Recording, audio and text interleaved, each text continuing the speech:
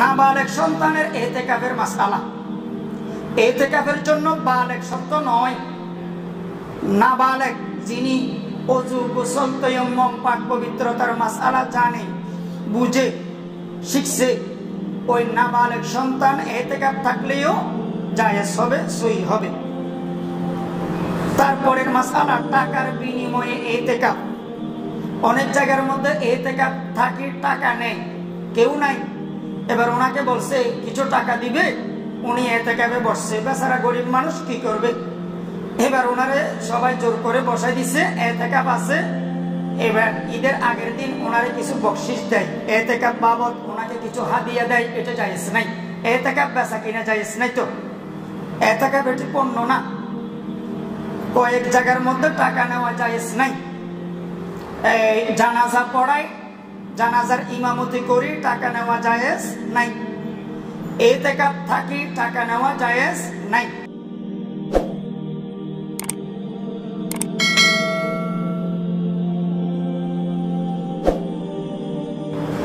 اللهم صل على سيدنا ونبينا وشفيعنا وحبيبنا ومولانا محمد صلى الله عليه وآله وأصحابه وبارك وسلم.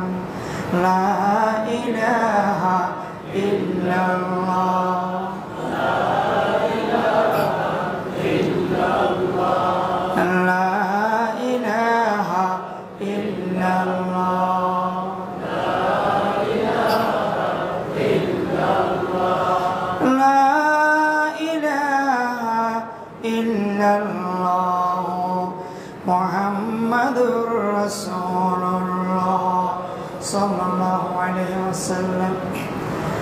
আল্লাহ তাআলার দরবারে অসংখ্য অফুরন্ত অগণিত শুকরিয়া আদায় করি, সকলেই বলি আলহামদুলিল্লাহ।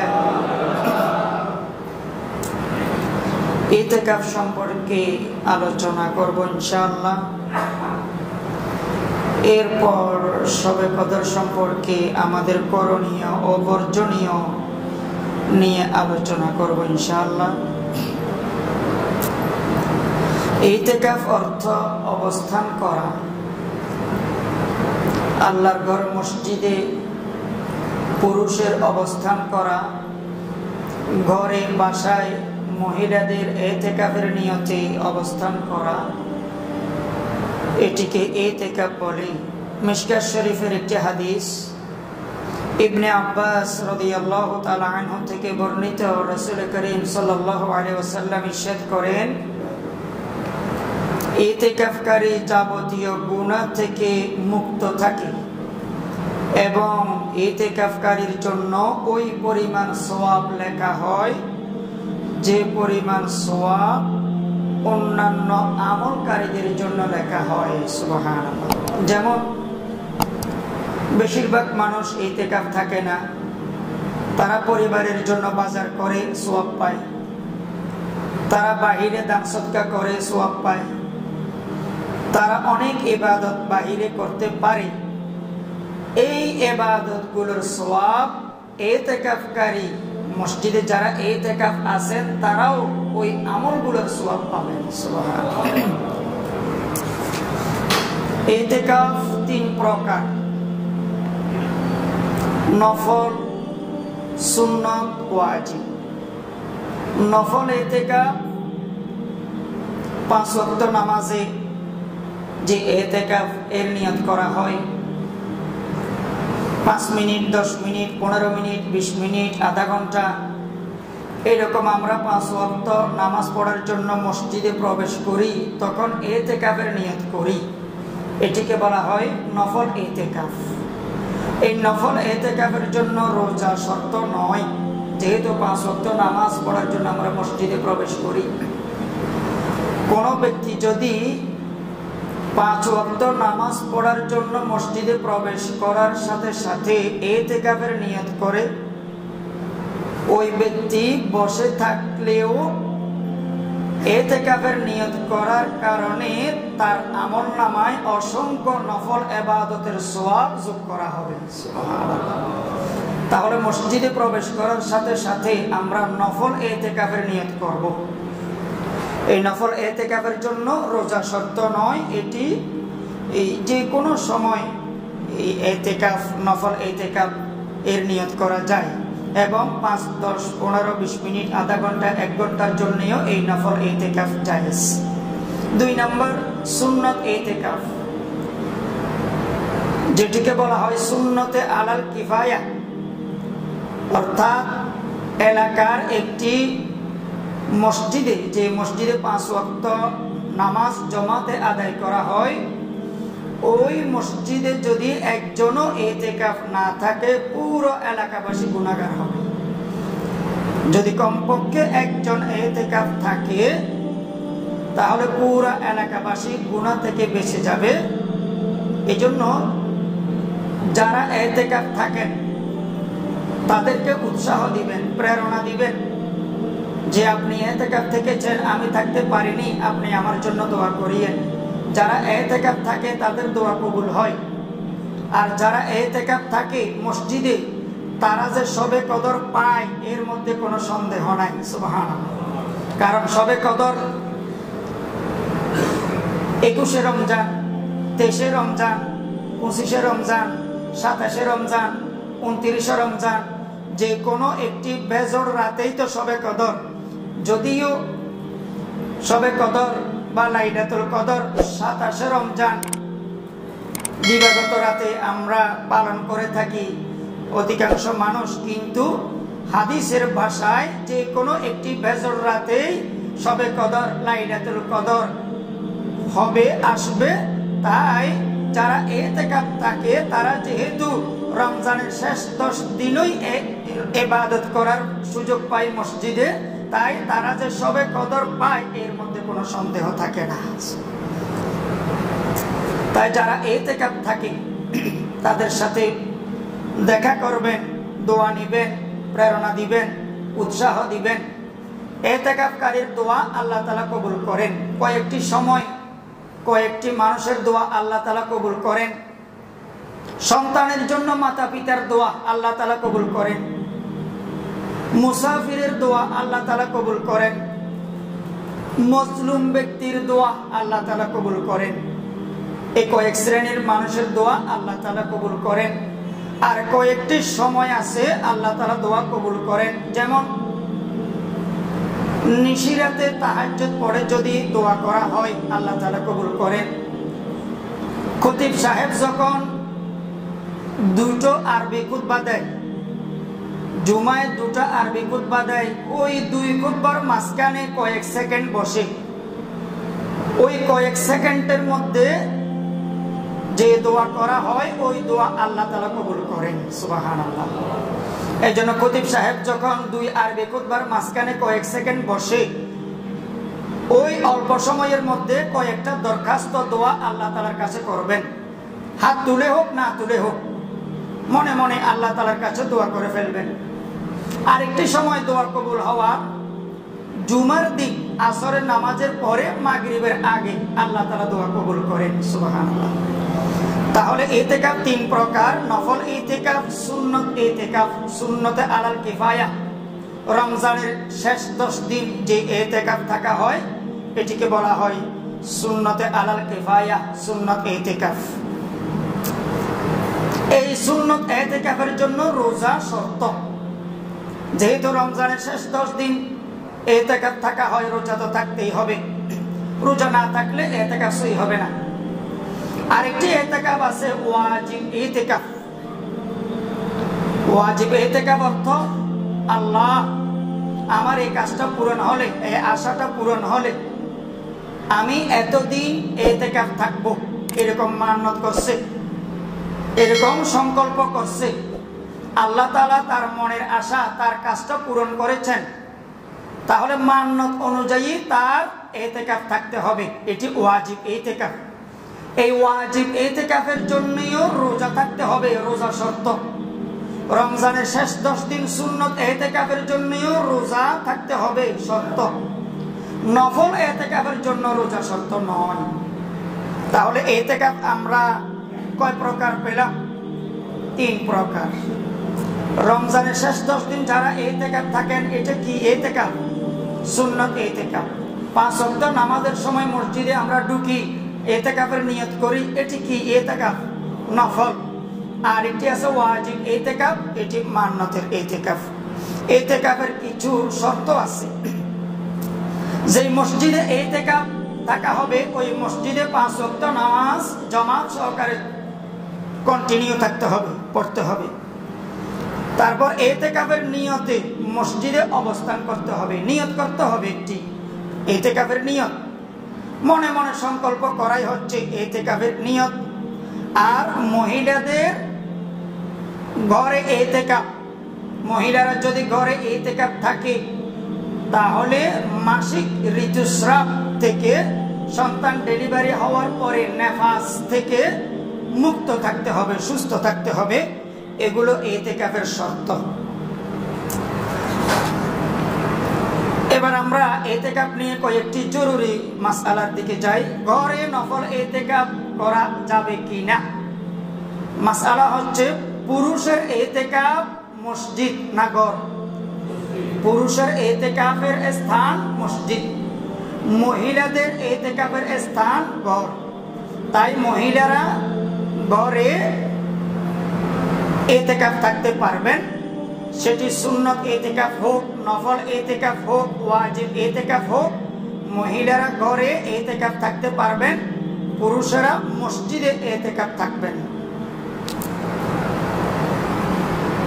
নাবালেগ সন্তানের ইতিকাফের মাসআলা। ইতিকাফের জন্য বালেগ শর্ত নয়। নাবালেগ যিনি ওযু, গোসল, তায়াম্মুম, পাক পবিত্রতার মাসআলা জানে, বুঝে, শিখছে, ওই নাবালেগ সন্তান ইতিকাফ থাকলেও জায়েজ হবে, সহিহ হবে। তারপরের মাসআলা, টাকার বিনিময়ে ইতিকাফ। অনেক জায়গার মধ্যে ইতিকাফ থাকি, টাকা নেই, কেউ নাই। এবার ওনাকে বলছে কিছু টাকা দিবে, উনি ইতিকাফে বসছে, বেচারা গরিব মানুষ কি করবে? এবার ওনারে সবাই জোর করে বসাই দিছে, ইতিকাফ আছে। এবার ঈদের আগের দিন ওনারে কিছু বকশিশ দেয়, ইতিকাফ বাবদ ওনাকে কিছু হাদিয়া দেয়, এটা জায়েজ নাই। ইতিকাফ বেচা কিনা জায়েজ নাই। তো ইতিকাফ এটি পণ্য না। কয়েক জায়গার মধ্যে টাকা নেওয়া জায়েজ নাই। জানাজা পড়াই, জানাজার ইমামতি করি, টাকা নেওয়া জায়েজ নাই। ইতিকাফ থাকি, টাকা নেওয়া জায়েজ নাই। তাই রমজানের শেষ 10 দিন ইতিকাফ থাকলে এই ইতিকাফের বিনিময় যদি গ্রহণ করা হয়, এটি সহিহ হবে না, জায়েজ হবে না। এই মাসআলাটা হেদায়ে কিতাবের মধ্যে আছে। তারপরের মাসআলা, ফতোয়া রহিমিয়া থেকে বলা হচ্ছে, ইতিকাফকারীরা মসজিদে পার্টিশন দেয়। আপনারা দেখছেন অনেক মসজিদে রমজানের শেষ 10 দিন ইতিকাফ থাকলে পার্টিশন দেয়, এটি জায়েজ। পার্টিশন দেওয়া জায়েজ, যাতে এক কোণে মসজিদে নিরিবিলি ইবাদত করতে পারে, কোরআন শরীফ পড়তে পারে, জিকির করতে পারে, তাসবিহ পাঠ করতে পারে, নফল নামাজ পড়তে পারে। নিরিবিলি একটি স্থান এই পার্টিশন দিয়ে করতে পারবে। তবে এমন পার্টিশন দেওয়া যাবে না যে পার্টিশন দিলে পুরো একটি রুমের মতো, ঘরের মতো হয়ে গেছে, অন্যান্য মুসল্লিদের নামাজ পড়তে কষ্ট হচ্ছে। এইরকম পার্টিশন দেওয়া উচিত নয়, ঠিক নয়। তারপরের মাসআলা, ইতিকাফকারী ঘরে গিয়ে প্রস্রাব, পায়খানা, গোসল ইত্যাদি করতে পারবে কিনা? মসজিদে যদি প্রস্রাব পায়খানা করার স্থান ব্যবস্থা না থাকে, জরুরতান ঘরে গিয়ে, মসজিদের বাইরে গিয়ে এই প্রস্রাব পায়খানা করা জায়েজ আছে। আর মসজিদে যদি গোসল করারও ব্যবস্থা না থাকে, তাহলে ফরজ গোসল অবশ্যই মসজিদের বাইরে গিয়ে করাটা জায়েজ আছে, ইতিকাফ ভাঙবে না। ইতিকাফকারী অসুস্থ হয়ে গেলে, অসুস্থ হওয়ার কারণে বাহির হয়ে গেছে, এমন অসুস্থ রোগ হলো তার মেডিকেলে যেতে হয়েছে, হসপিটালে যেতে হয়েছে, ডাক্তারের কাছে যেতে হয়েছে, তাহলে তার ইতিকাফ ভেঙে যাবে, ইতিকাফ ভেঙে যাবে। বাহরুর রায় থেকে এই মাসালাটি নেওয়া হয়েছে। তারপরে রদ্দুল মুখতারের একটি মাসআলা বলতেছি, ইতিকাফ অবস্থায় ভুলে মসজিদ থেকে যদি বাহির হয়ে যায়, মোবাইলে কথা বলতে বলতে বাহির হয়ে গেছে, উনি জানিও না উনি কোথায় চলে গেছে, ভুলে মসজিদ থেকে যদি বাহির হয়ে যায় তাহলে তার ইতিকাফ নষ্ট হয়ে যাবে। রদ্দুল মুখতার খণ্ড নম্বর 3 পৃষ্ঠা নম্বর 437। ফতোয়ায়ে হিন্দিয়া থেকে আরেকটি মাসআলা বলি, ইতিকাফকারী জানাজার নামাজে শরীক হতে পারবে কি না। এই ফতোয়ায়ে হিন্দিয়াতে আছে ইতিকাফকারী জানাজার নামাজে শরীক হতে পারবে না। যিনি মৃত্যুবরণ করেছেন তিনি যতই নিকটাত্মীয় হোক জানাজার নামাজে শরীক হতে পারবে না, কারণ জানাজার নামাজে ফরজে আইন না ফরজে কিফায়া। ফরজে কিফায়া, কিছু মানুষ জানাজার নামাজ পড়লে হাজারো অন্যান্য লক্ষ মানুষ সওয়াব পেয়ে যাবে, গুনাহ থেকে বেঁচে যাবে। তাই ইতিকাফ থাকা অবস্থায় জানাজার নামাজে এই শরীক হওয়া যাবে না। ইতিকাফ অবস্থায় মোবাইলে আলাপ করা জরুরতান, খুব দরকার আলাপ করা যাবে, বিভিন্ন এই কথা দরকারি কথা বলা যাবে, অনর্থক কথা বলা যাবে না। ইতিকাফ যারা থাকবেন অনর্থক দুনিয়াবি কথাবার্তা বললে ইতিকাফের সওয়াব নষ্ট হয়ে যায়। বেহুদা বেজরুরত কথাবার্তা বললে ইতিকাফ 10 দিন থাকবেন কিন্তু এই সওয়াব নষ্ট হয়ে যাবে। তাই যারা ইতিকাফ থাকবেন তারা কোরআন খতম দেওয়ার চেষ্টা করবেন, জিকির করার চেষ্টা করবেন, তাসবিহ পড়ার চেষ্টা করবেন, বেশি বেশি নফল নামাজ পড়ার চেষ্টা করবেন, প্রতিদিন নিশিরাতে তাহাজ্জুদ পড়ার চেষ্টা করবেন, সলাতুল হাজাত পড়বেন, সলাতুত তওবা আদায় করবেন, নফল ইবাদত বেশি বেশি করার চেষ্টা করবেন। তারপরে 12 রায়ের থেকে একটি মাসআলা বলি, ইতিকাফকারী জরুরতের জন্য যাওয়ার সময়, জরুরতে যাওয়ার সময় সালাম কালাম করা। ইতিকাফকারী যাচ্ছেন, কেউ সালাম দিছে, ওয়ালাইকুম আসসালাম বললে কি ইতিকাফ থাকবে না ভাঙবে? থাকবে। ওয়ালাইকুম আসসালাম বললে অসুবিধা কি? উনি প্রস্রাব পায়খানা করতে যাচ্ছেন, ইতিকাফকারী ব্যক্তি, কেউ সালাম দিছে, সালামের জবাব দিতে পারবেন, আবার অন্য কাউকে তিনি সালামও দিতে পারবেন, তবে এর অতিরিক্ত অন্য কোনো কথাবার্তা বলা উচিত নয়। মহিলাদের ইতিকাফের হুকুম, মহিলাদের আগেই বলেছি ইতিকাফের স্থান ঘর, বাসা। ঘরের একটা কোণ, একটা কর্নারকে ইবাদতখানা হিসেবে ঘোষণা করবেন, বানাবেন, সেখানে তিনি প্রায় সময় থাকবেন, ইবাদত করবেন। ওই মহিলা ওই ঘরের কর্নারে ইবাদত করবেন, সেখানে ঘুমাবেন, সেখানে অবস্থান করবেন অধিকাংশ সময়। এখন ওই মহিলা ব্যতীত যদি ঘরের মধ্যে আর কেউ রান্না করার মানুষ নাই, আর কেউ কাপড় ধোয়ার মানুষ নাই, ঘর পরিষ্কার করার মানুষ নাই, বাচ্চা লালন করার মানুষ নাই, মহিলা নাই, তাহলে যে মহিলা ইতিকাফ থেকেছেন ওই মহিলা সব কাজ করতে পারবেন, যেহেতু বিকল্প কোনো মানুষ মহিলা নেই। যে মহিলা ঘরের কর্নারে ইতিকাফ থেকেছেন তিনি অপারগ অবস্থায় সব কাজ করতে পারবেন। 12 রায় খণ্ড নম্বর 2 পৃষ্ঠা নম্বর 324। আরেকটি জরুরি মাসআলা মাজমাউল আনহার থেকে বলা হচ্ছে, মহিলা ইতিকাফকারীর যদি মাসিক পিরিয়ড বা ঋতুস্রাব হয়ে যায় বা সন্তান ডেলিভারি হয়ে গেলে তখন ইতিকাফ ভেঙে যাবে, ইতিকাফ নষ্ট হয়ে যাবে। তিনি আর ইতিকাফ না থাকলেও পারবেন। মহিলা মুতাকিব অবস্থায়, মহিলা ইতিকাফ থাকা অবস্থায় খানা পাকানো এটি জায়েজ। এটি তো আগেই বলেছি, বিকল্প কোনো মহিলা যদি নাই থাকে তাহলে এই কাজগুলো করা এই মহিলা ইতিকাফকারীর জন্য জায়েজ। তারপরের মাসআলা, ইতিকাফকারী মসজিদের বাহিরে গিয়ে আজান দেওয়া। মসজিদের বাহিরে গিয়ে যদি আজান দিতে হয় এটি জায়েজ, ইতিকাফ ভাঙে না। মুয়াজ্জিন সাহেব যদি ইতিকাফ থাকেন, তিনি প্রায় সময় আজান দেন, তাহলে মসজিদের বাহিরে আজানের ব্যবস্থা, তিনি সেখানে গিয়ে আজান দিতে পারবেন। তারপরে ইতিকাফ অবস্থায় মসজিদের ভিতরে ছাত্র পড়ানো, টিউশনি করা। মারাকিল ফালাহ কিতাবের মধ্যে আছে, খণ্ড নম্বর 1 পৃষ্ঠা নম্বর 334। ছাত্র পড়ানো যাবে, ইতিকাফ থাকা অবস্থায় ছাত্রদেরকে ইতিকাফকারী পড়াতে পারবেন। এই হচ্ছে ইতিকাফ সম্পর্কে জরুরি কিছু মাসআলা। আল্লাহ তাআলা আমাদের সবাইকে কোরআন হাদিসের আলোকে ইতিকাফ থাকার এবং আমল করার তৌফিক দান করুন, আমিন।